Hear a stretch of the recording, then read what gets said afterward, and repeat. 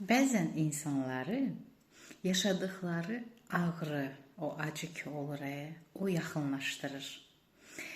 Məsələ o deyil ki, eyni şeyləri yaşayasan, bir-birinin dilini başa düşəsən. Yox. Çünki ağrı, acı yaşayan insanlar iki yerə ayrılır. Bir, sərtləşən insanlar olur, bir də dərinləşən insanlar olur. Sərtləşən insanlar ağrını həmişə inkar eləyirlər, üstünü örtürlər. Onlar əsla şəfa tapmırlar, yəni ki, şəfalanmırlar da. Hətta başqasının ağrısını görəndə onu kiçik görürlər, alçaldırlar, mənasız sayırlar. Amma o dərinləşən insanlar, o ağrını, acını içdən yaşamış, şəfalanmış insanlar olanda başqasının da nə yaşadığını anlayır, hətta ona əl uzadır, ona kömək eləyir.